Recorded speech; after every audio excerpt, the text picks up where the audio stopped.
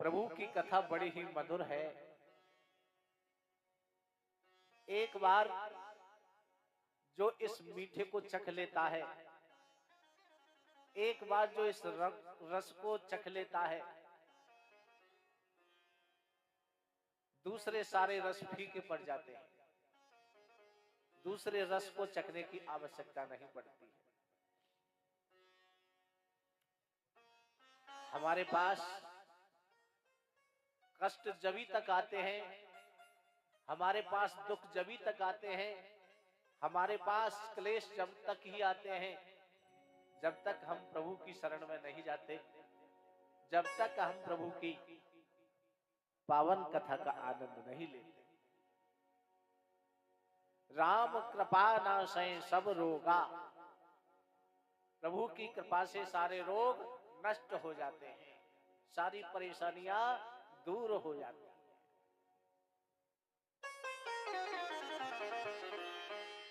ये कन्हैया ऐसा है गोविंद, ये सारे दुखों को दूर करने वाला है।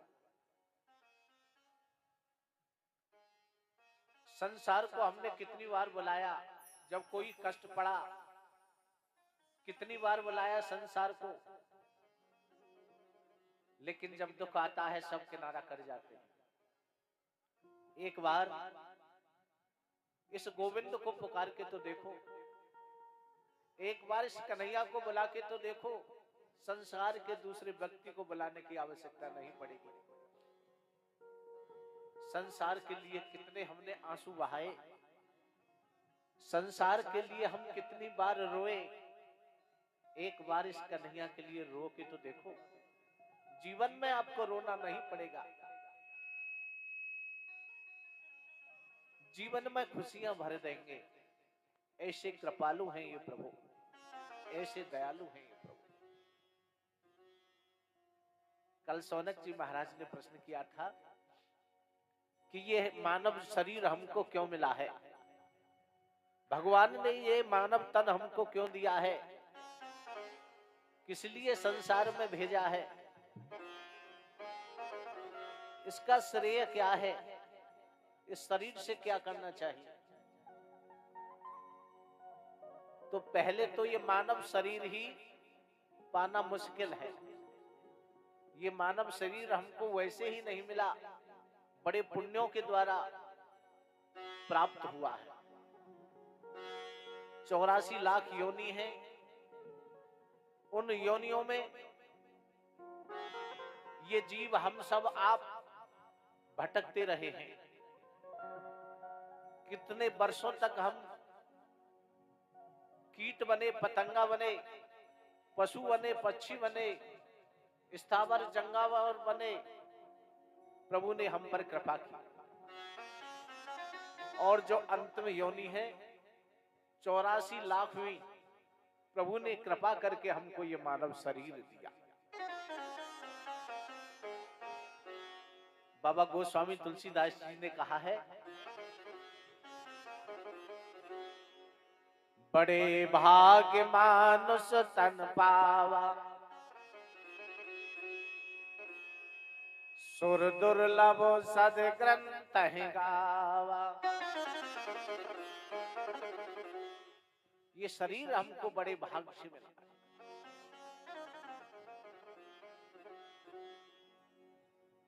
ये देवताओं को भी दुर्लभ है। सभी ग्रंथ इस मानव शरीर की विशेषता का गुणगान करते हैं। इसमें विशेषता क्या है, जो विशेषता और योनियों में नहीं है। पशु पक्षी और मानव में अंतर क्या है, हम में अंतर क्या है। हम भोजन करते हैं, हम आहार करते हैं, पशु पक्षी भी आहार करते हैं, भोजन करते हैं। हम सोते हैं, पशु पक्षी भी सोते हैं।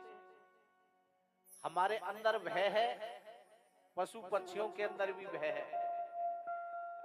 हम संतान उत्पन्न करते हैं, पशु पक्षी भी संतान उत्पन्न करते हैं। फिर अंतर क्या है, आहार निद्रा भय में सामान्य में तद पशुवे नराणाम। विशेष क्या चीज है? इस मानव के अंदर विशेष है ज्ञान, और ज्ञाने नहीं ना पशुवे समान। जिसके अंदर ज्ञान नहीं है, जिसने अपने ज्ञान को दबा लिया, उसका सदुपयोग नहीं किया, तू पशु पक्षी और मानव में कोई अंतर नहीं है। ये साम न विद्या तपो न दानम ज्ञानम न शीलम गुणो न धर्मः ते मर्त्यलोके भवभार भूता मनुष्य रूपेण मृगाश्चरन्ति।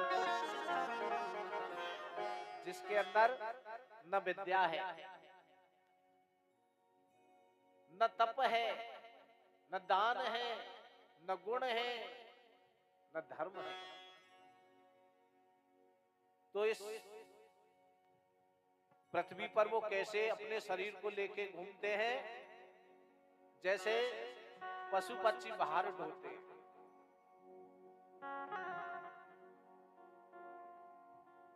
ये शरीर ऐसा है कि इस मानव शरीर को पाकर के हम अपना ये लोक भी संभाल सकते हैं और परलोक भी संभाल सकते हैं। दोनों लोकों को हम संभाल सकते हैं, क्योंकि ये साधन का धाम है। साधन धाम मोक्ष कर द्वारा पाहे न जय परलोक समान।